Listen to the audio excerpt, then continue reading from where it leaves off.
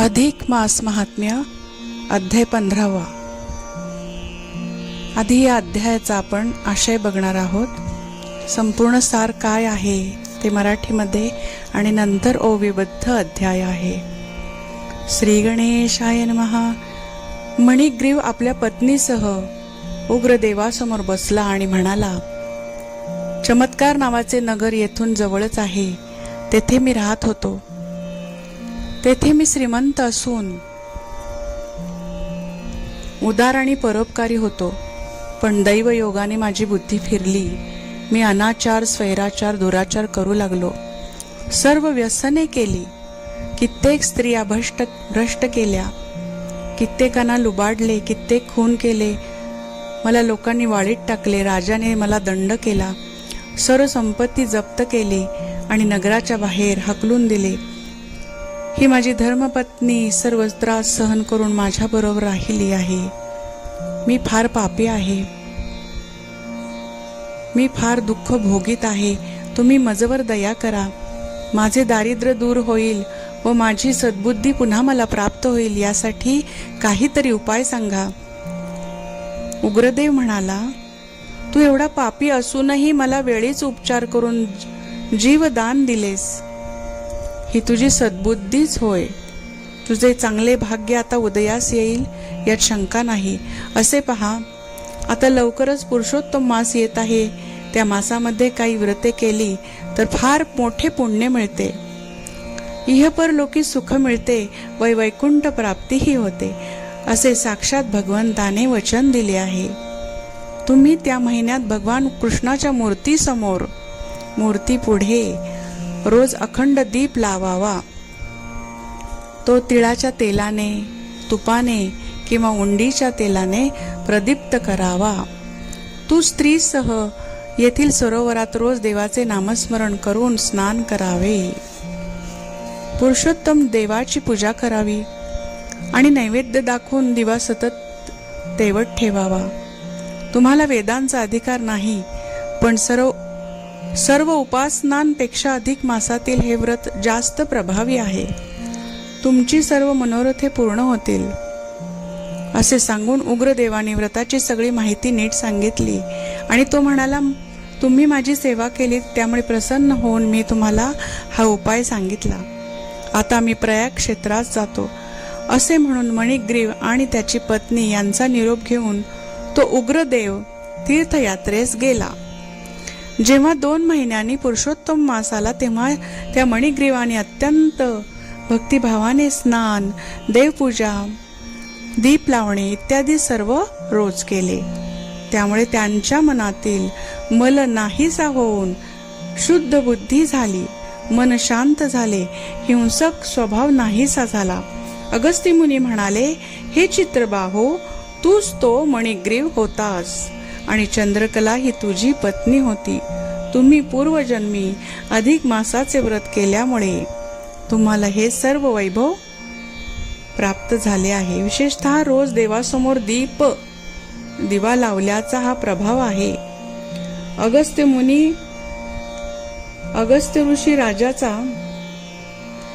मुनींनी ऋषी राजाचा निरोप घेऊन निघून गेले। अगस्त्य मुनी चित्रबाहूने आपले आयुष्य सदाचारात घालविले आणि मृत्यूनंतर त्यांना सायुज्य मुक्ती मिळाली, अशी कथा या 15व्या अध्यायात आहे। आता आपण ओविबद्ध अध्याय श्रवण करायचा आहे। श्री गणेशाय नमः।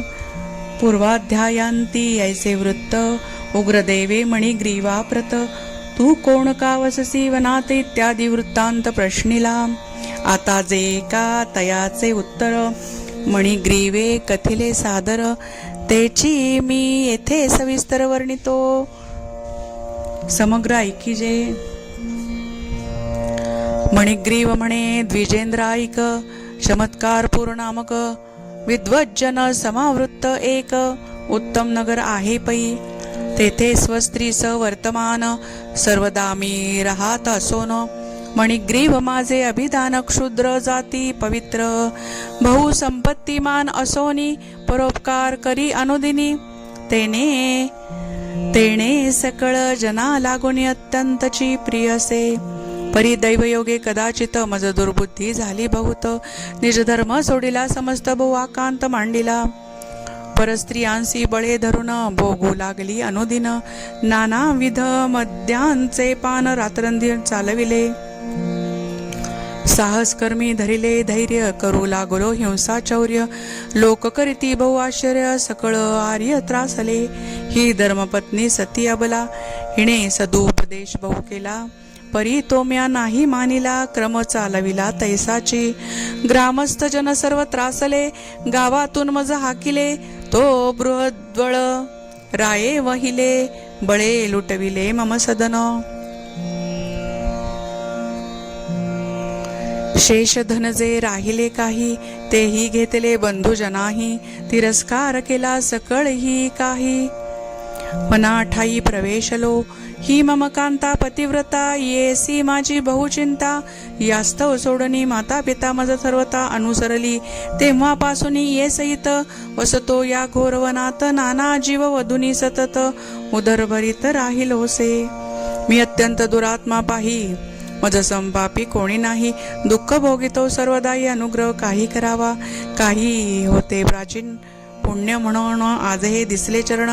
आता ह्या स्त्री सवर्तमान तुम्हा शरण आलो असे. तरी दया करा हो मजवर तुम्ही दयाळ मुनिवर. शरणागत जना अभय कर दुःख सत्वर निरसावे. जेणे माझे दरिद्र समूळ निरसोनिया जाईल सकळ.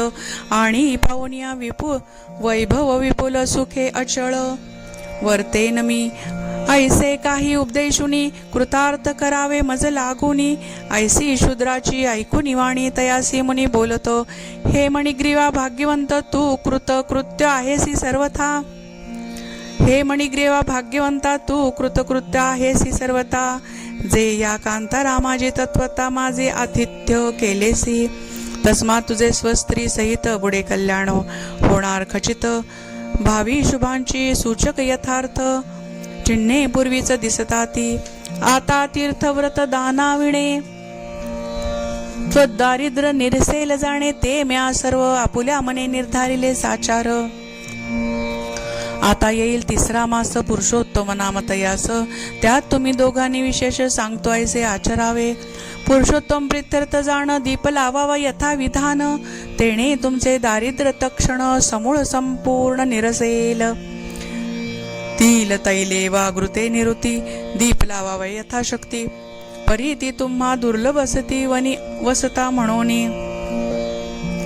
तरी इगुदी तैले मासवरी स्त्री सह नियमे दीप करी. नित्य स्नान या सरोवरी सारुणी करी हे कृत्य. हाची माझा तुझ उपदेश त्या यानेच दुःख निरसेल अशेष. पावोन या वैभव विशेष सुख तुम्हास होईल पै. तुम्ही उत्तम आतिथ्य केले तेणे माझे मन तोषले. म्हणून वेदी निश्चयिलेले कर्म कथिले तुम्हास. अरे केवळ दीपदानेसी लक्ष्मी वाढते निश्चयेसी. मग ते विधीने अधिक मासी करिता काय वर्णावे. वेदोक्त कर्मे दाने विविध नाना तीर्थे शास्त्रे अगाध. योग ज्ञान सांख्य विशुद्ध तैसीच तंत्रे सकळची. सकळजी आणि सर्व वेद अभ्यासणे. कृच्छादी व्रते आचरणे. सदा गोमती तट सेवणे. श्राद्ध करणे गये माझी.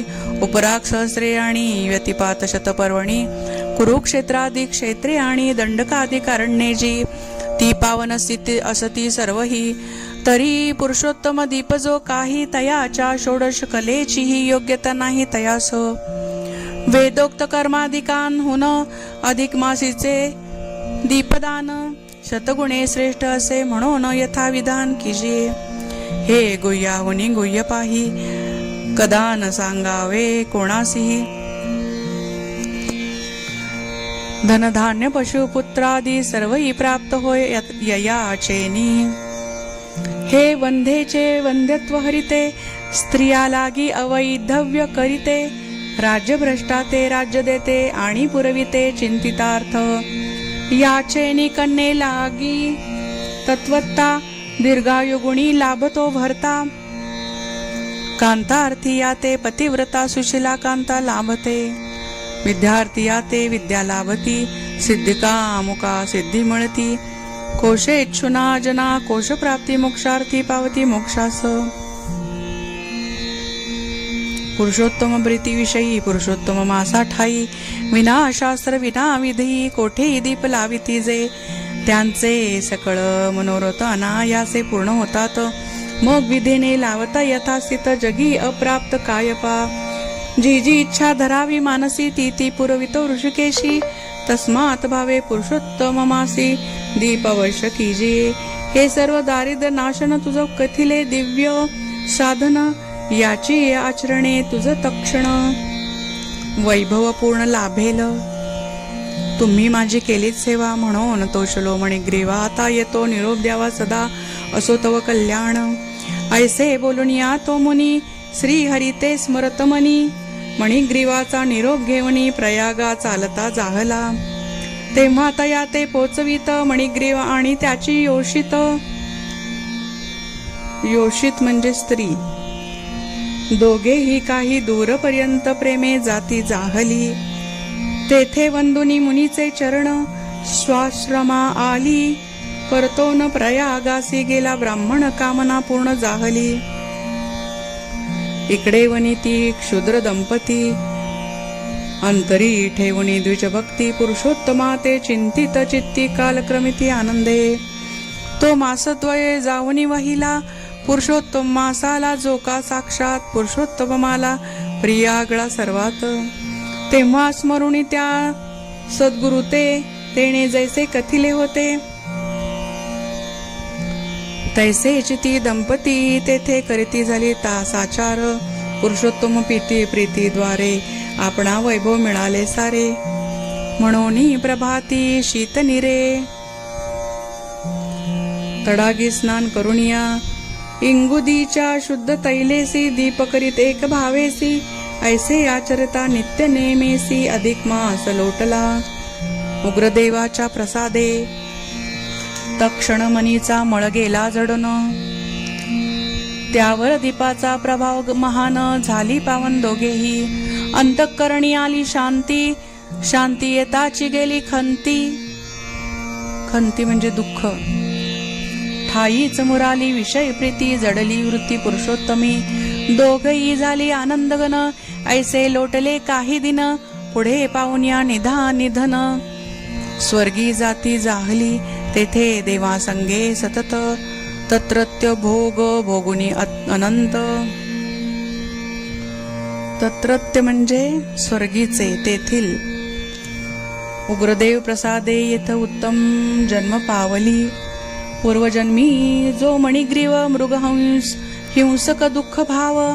तोच हा तू चित्र बाहुराव सांप्रत झाला आहेसी. आणि पूर्वजन्मा माझारी जी तव पत्नी होती सुंदरी. तीचही सांप्रत तव नारी चंद्रकला झाली पत्नी असे. ही पातिव्रत धर्मे करुणी पूर्वजन्मी वर्तली. म्हणून सांप्रत तव अर्धांग हारिणी झाली पत्नी साचार. ज्या का पातिव्रते वर्तत. त्या पती पुण्यार्ध भगिनी होत भागिनी होत. हा सर्व शास्त्रांचा सिद्धांत अनुभवा येथे आलासे. पूर्वजन्मी अधिक मासी इंगोदी तैले दीप कैलासी. तेणे पुण्य हे सांप्रत तुझसी. अकंटक राज्य लाभले. आणि त्याच पुण्य हे विपुळ वैभव लाधले तुझ सकळ. तैशीच ही सती निर्मळ पत्नी सोज्वळ लाभली. सती म्हणजे शत्रुरहित. अधिक मासीचा दीप पावन तयाचा हा प्रभाव जाण.